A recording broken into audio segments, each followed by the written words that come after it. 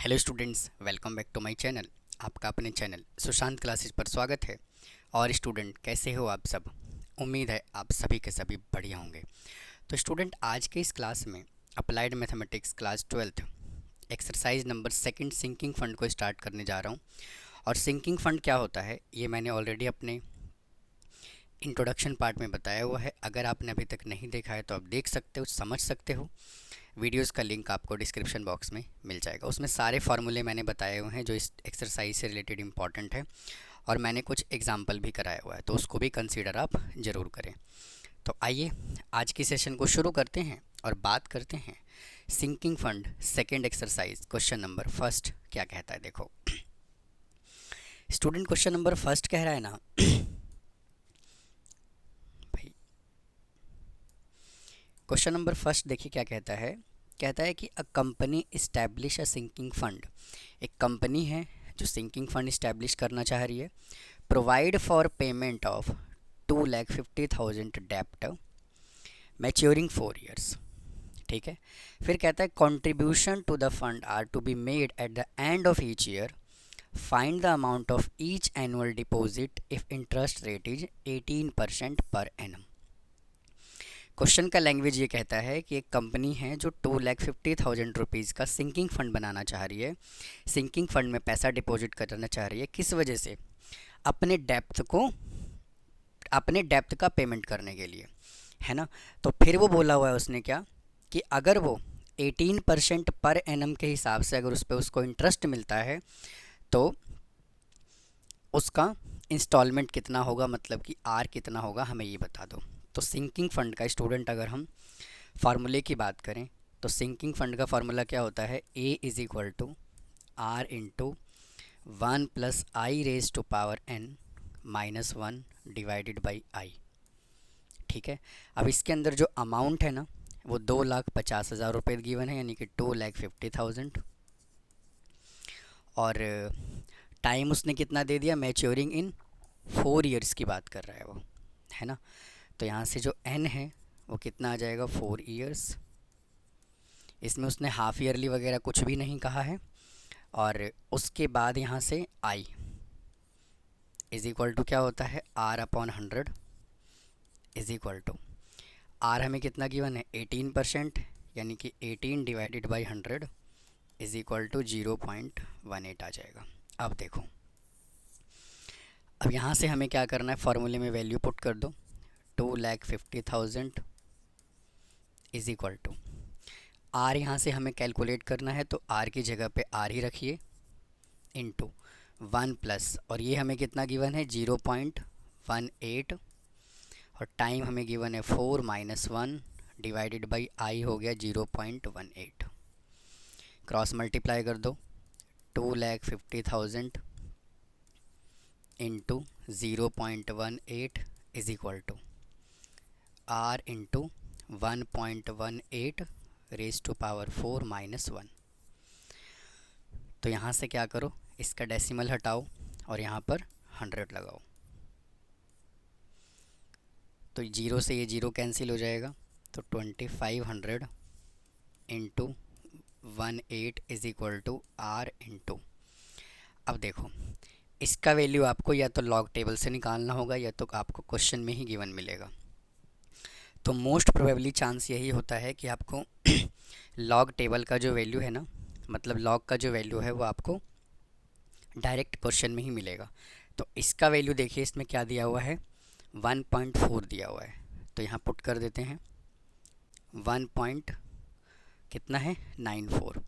1.94 minus 1, तो 2,500 into 18 divided by, इसमें से इसको माइनस करोगे तो 0.94 आएगा इज़ इक्वल टू आर। और जब आप इन सभी वैल्यू को ना कैलकुलेट करोगे तो कितना आएगा आंसर? 47872 47872.3 रुपीज़। यानी कि उसको हर साल कितने पैसे डिपॉजिट करना पड़ेगा? हर एक ईयर इतने रुपीज़ उसको डिपॉजिट करना पड़ेगा। तो उम्मीद है मेरे दोस्त आपको ये क्वेश्चन समझ में आ गया होगा। अब आप इसको नोट कीजिए, फिर चलते हैं हम अगले क्वेश्चन पे। आओ देखिए, आइए स्टूडेंट अगले क्वेश्चन पे चलते हैं। देखो, कहता है कि a person has set up a sinking fund so that he can accumulate 1 lakh rupees in 10 years. अब उसको 10 ईयर्स में कितने अमाउंट इकट्ठा करना है? 10 लाख रुपए, sorry 1 lakh rupees for his children higher education. फिर कहता है how much amount should be deposit every 6 month. अब वो यहाँ पे 6 मंथ की बात कर रहा है कि वो हर एक 6 महीने में वो कितना पैसा डिपॉजिट करे कि अगर इंटरेस्ट रेट 5% पर एनम हो तो सेमी एनुअली हो तो हमें आर बता दो।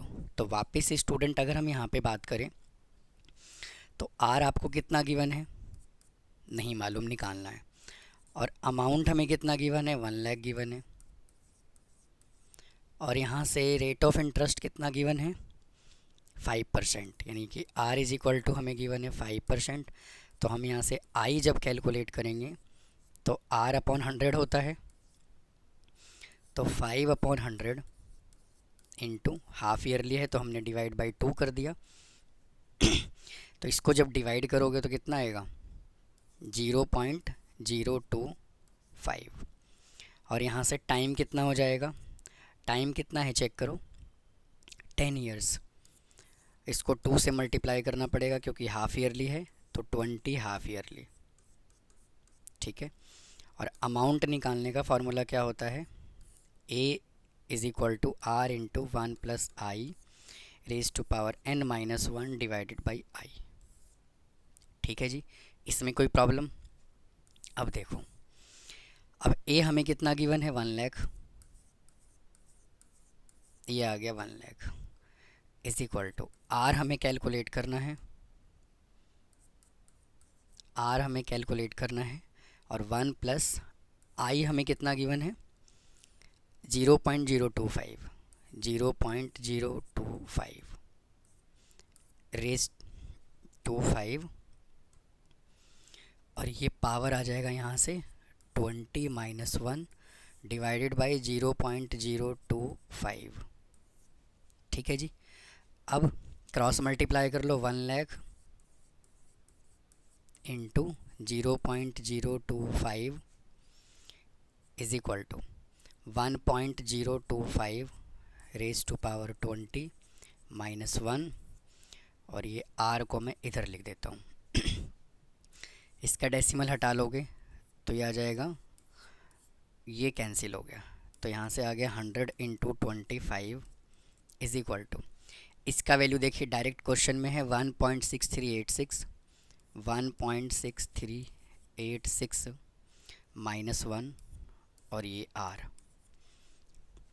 तो 2500 डिवाइडेड बाई, इसमें से माइनस करोगे तो आएगा 0.6386 इज इक्वल टू आर। अब इसको जब आप डिवाइड करोगे तो कितना आएगा आंसर? 3924.65।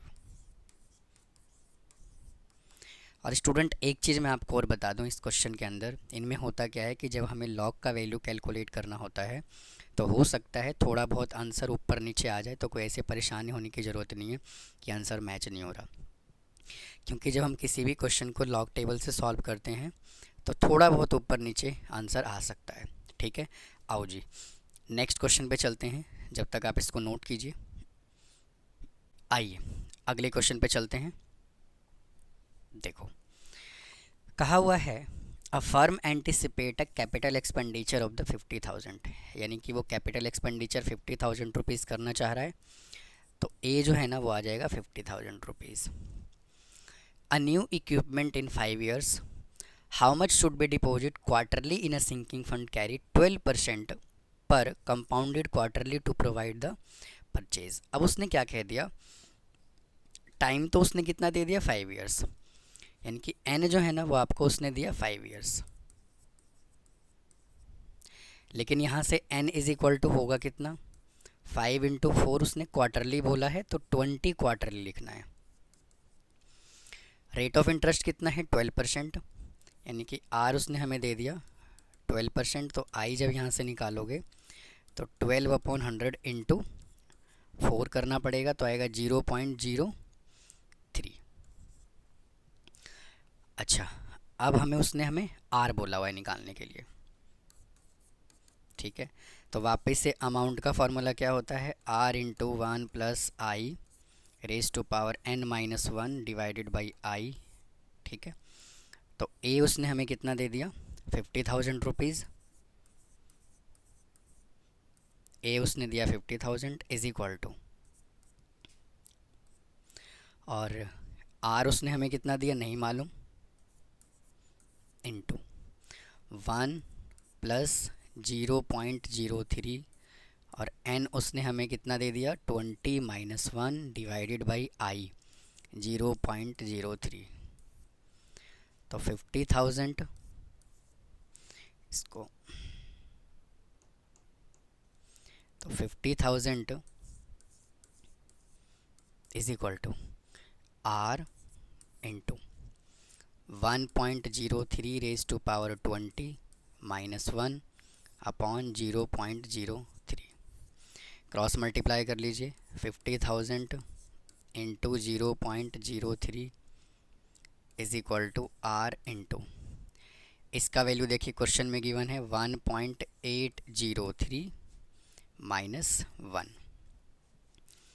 तो 50,000 यहाँ से डेसिमल ही हटा लो और यहाँ से 100 लगा दीजिए, ये कैंसिल हो जाएगा, तो यहाँ से आ जाएगा 1500 is equal to are into 0.803, फिर यहाँ से 1500 divided by 0.803 is equal to r. R small में लिखना नहीं है, कैपिटल में लिखना है आर। तो आर इज इक्वल टू, इसको डिवाइड करोगे तो कितना आंसर आएगा,